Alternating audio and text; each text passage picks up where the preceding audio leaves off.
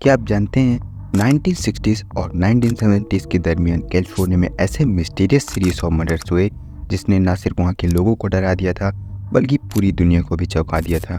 आज हम बात करेंगे उस परफेक्ट क्राइम के बारे में जिसमें ज़ोडिएक किलर ने पुलिस और FBI को धोखा देकर अपना नाम अमर कर दिया।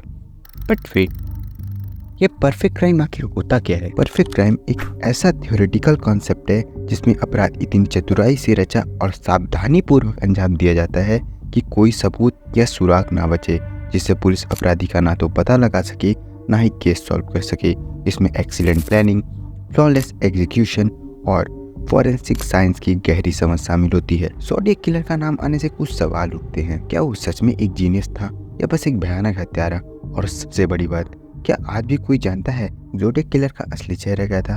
कि आज 55 साल से ज़्यादा का वक्त बीत चुका है लेकिन उसके बारे में किसी को कुछ खबर नहीं है। ये जानने के लिए इस चैनल को सब्सक्राइब कर लीजिएगा, वीडियो को लास्ट तक देखिएगा क्योंकि आज हम आपको उन खौफनाक राहों में ले जाएंगे जब वो खतरनाक अपराधी अपने पीछे सिर्फ एक रहस्य छोड़ रहा था। So let's start the video. 20 दिसंबर 1968 की रात ठंड और अंधेरी ने कैलिफोर्निया को अपनी चपेट में ले लिया था। एक यंग कपल पैटी लो जेनसन और डेविड फेरेटी एक शांत और प्राइवेट शाम बिताने की उम्मीद में लेक हरमन जाते हैं। वो अपनी कार में बैठे अपने शानदार फ्यूचर की प्लानिंग में मसरूफ थे, लेकिन उनको क्या मालूम था उनके सपने जल्द ही खौफ में बदलने वाले थे। सडनली एक अज्ञात व्यक्ति उनके पास आया और उनकी कार पर अटैक कर दिया। डेविड को सिर पर गोली मारी और बेटी जब वहाँ से बच के निकलने की कोशिश कर रही थी तो उसके पीठ में 5 गोलियां दाग दी। यह भयानक घटना ज़ोडिएक किलर की जघन्य कृत्यों की शुरुआत थी जिसने पूरे कैलिफोर्निया में आतंक फैलाया। लेक हरमन रोड पर हुए इस ब्रूटल मर्डर ने कैलिफोर्निया में दहशत फैला दी थी। But this was just the beginning, क्योंकि कुछ महीनों बाद ऑन 4 जुलाई 1969 एक और भयानक घटना ने सभी को हिला कर रख दिया।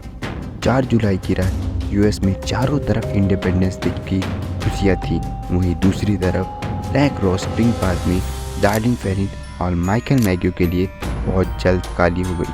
वो अपने लेट नाइट डेट के लिए ब्लू रॉक स्प्रिंग पार्क गए थे। वहाँ कार में एक दूसरे के साथ दोनों अपना क्वालिटी टाइम स्पेंड कर रहे थे कि सडनली एक आदमी आया और बिना चेतावनी दिए उन पर गोलियां चलानी शुरू कर दी।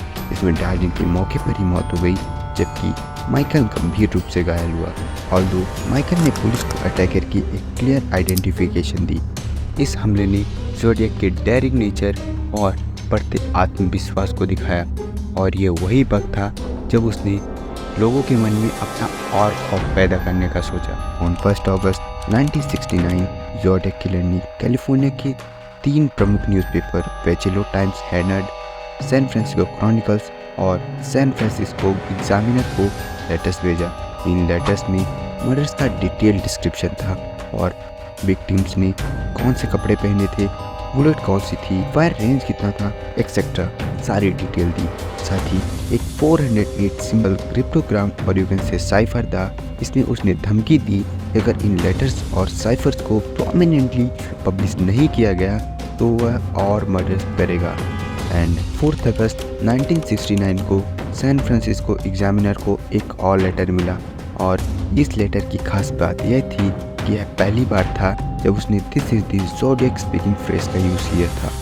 इन लेटर्स और क्रिप्टोग्राम ने पुलिस और FBI के लिए कठिन चुनौती प्रस्तुत की, लेकिन 8 दिनों बाद यह साइफर कैलिफोर्निया के सेलिनास में रहने वाला एक कपल डोनाल्ड और बेटी हार्नेट जो साइफर्स में इंटरेस्ट रखता था उसके द्वारा सुलझाया गया, जिसमें लिखा था, मुझे लोगों की हत्या करना बहुत मजेदार लगता है। यह जंगली जानवरों की हत्या करने से ज्यादा मजेदार है क्योंकि मनुष्य सबसे खतरनाक जानवर है जिसे मारना होता है। मुझे सबसे रोमांचकारी अनुभव मिलता है यह एक लड़की के साथ शारीरिक संबंध बनाने से भी बेहतर है। इसका सबसे अच्छा हिस्सा यह है कि जब मैं मर जाऊंगा तो मैं स्वर्ग में पुनर्जन्म लूंगा और जो भी मैंने मारा है वे सभी मेरे दास बन जाएंगे। मैं अपना नाम नहीं दूंगा क्योंकि आप मेरे दासों को इकट्ठा करने में रुकावट डालने या रोकने की कोशिश इससे करेंगे। क्लियर है उसे आफ्टर लाइफ में भी विश्वास था। फिर 27 सितंबर 1969 को लेक पेरेसा के शांत वातावरण में पिकनिक मना रहे ब्रायन हार्नेट और सेलिलिया सेफर ने अचानक एक जानलेवा हमले का सामना किया। एक व्यक्ति जिसने हुड और क्रॉस सर्कल सिंबल वाला कॉस्ट्यूम पहन रखा था, वो उनके पास आया और उन्हें गन पॉइंट पर रखकर उनका सारा सामान छीन लिया और फिर उसने उन्हें बांधकर stab them multiple times with the dagger. इसके अलावा उसने जितने भी अब तक क्राइम किए थे उनके डेट एंड टाइम उनकी गाड़ी में लिख कर चला जाता है। फिर एक व्यक्ति उन्हीं से गुजर रहा होता है, उसने देखा और पुलिस को इस इंसिडेंट की जानकारी दी जिसमें सलीलिया की डेथ हो गई थी, लेकिन ब्रायन बच गया और उसने पुलिस को अटैकर की पहचान दी। यह घटना जोडेक के एविल माइंडसेट की एक और कड़ी साबित हुई। 2 हफ्तों बाद मतलब कि 11 अक्टूबर 1969 को पॉल स्टीन एक टैक्सी ड्राइवर को सैन फ्रांसिस्को के प्रेसिडियो हाइट्स में एक पैसेंजर ने पॉइंट ब्लैंक रेंज में पड़कर गोली मार दी और उसने पॉल स्टीन का वॉलेट और कीज भी चुरा लिए, साथ ही उसकी शर्ट का एक पीस भी फाड़ कर ले गया। पुलिस इस केस की अलग इन्वेस्टिगेशन कर रही थी क्योंकि अब तक जितने भी जोडेक के केस आए थे उसके अकॉर्डिंग पुलिस ने कुछ पैटर्न नोटिस किया था, जैसे कि वो सिर्फ यंग कपल्स को टारगेट करता था। उसकी ज़्यादातर टारगेट लोकेशन सुनसान डेटिंग पॉइंट्स जो होती हैं। इसके अलावा वो ज़्यादातर जुर्म को अंजाम रात के समय देता था, बट इस केस में इनमें से कोई सिमिलरिटी नहीं थी। लेकिन 14 अक्टूबर 1969 को सैन फ्रांसिस्को क्रॉनिकल्स न्यूज़पेपर को जोडेक से एक और लेटर मिला जिसमें टैक्सी ड्राइवर मर्डर केस का डिटेल डिस्क्रिप्शन था और प्रूफ के तौर पर उसने ड्राइवर के शर्ट का वही पीस भेजा था इस लेटर में। साथ ही इस लेटर में उसने पुलिस का मजाक भी उड़ाया और धमकी भी दी कि वो एक स्कूल बस पर भी अटैक करेगा।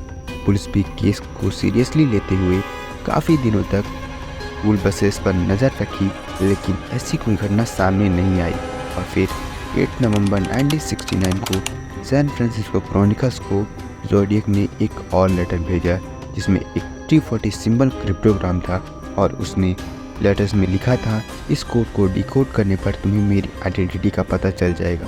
लेकिन इस क्रिप्टोग्राम को 50 साल से ज़्यादा का वक्त लग गया लेकिन सॉल्व नहीं किया जा सका।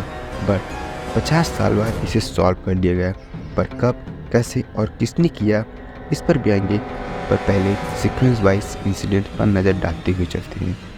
इसके बाद उसके कई लेटर्स आते रहे, लेकिन 29 जनवरी 1974 को जोडियक का एक लेटर मिला और ये लेटर उसका आखिरी लेटर था। इसके बाद कहा जाता है उसने लेटर भेजने बंद कर दिए थे। इस लेटर में उसने मूवी द एग्जॉर्सिस्ट की तारीफ की और नीचे एक सिंबल इंक्लूड किया जिसे जोडेक ने अपने स्कोर के रूप में रिप्रेजेंट किया, जिसमें उसने लिखा था SFPD 0 में San Francisco police department 0 and Zodiac 37, जिससे ये अंदाज़ा लगाया जाता है कि उसका मतलब था उसने 37 मर्डर कर दिए, बट सैन फ्रांसिस्को पुलिस उसके अगेंस्ट कुछ नहीं कर पाई।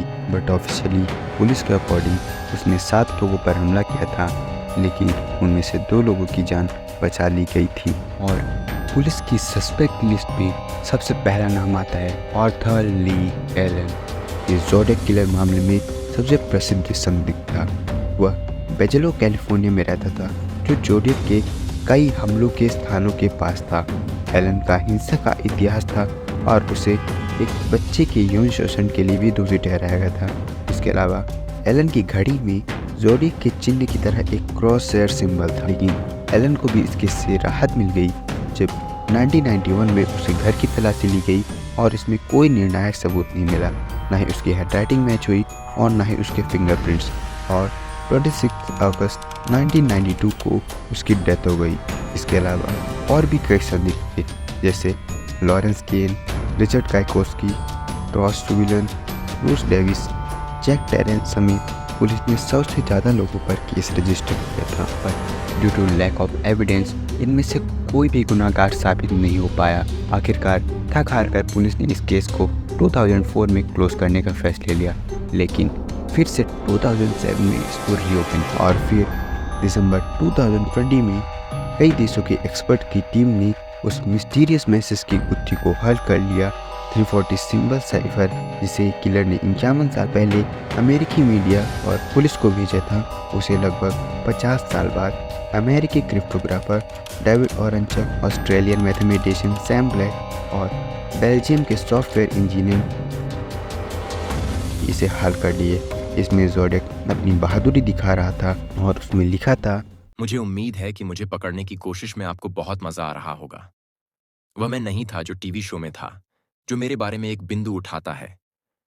मुझे गैस चैम्बर से डर नहीं है क्योंकि यह मुझे जल्द ही स्वर्ग में भेज देगा, क्योंकि अब मेरे पास पर्याप्त गुलाम हैं जो मेरे लिए काम करेंगे। जबकि जब अन्य लोग स्वर्ग पहुंचते हैं, तो उनके पास कुछ नहीं होता। इसलिए वे मृत्यु से डरते हैं। मैं नहीं डरता, क्योंकि मुझे पता है कि मेरा नया जीवन एक आसान जीवन होगा स्वर्ग में। किलर जिस टीवी शो के बारे में बात कर रहा था वह द जिम डनवर शो था, जो 22 अक्टूबर 1969 को टेलीकास्ट हुआ था।